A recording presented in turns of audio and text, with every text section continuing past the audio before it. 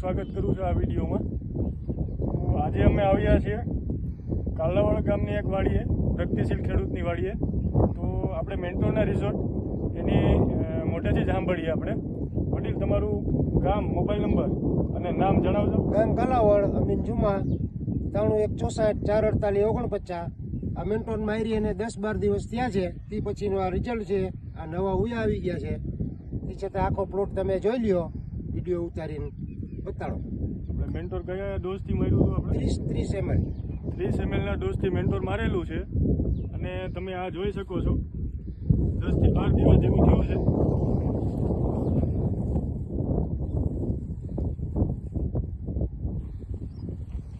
અને મેન્ટોર માર્યું એની પહેલા મગફળી આખી પીળી હતી ને? પીળી હા, અત્યારે તમે જોઈ શકો છો પ્લોટ।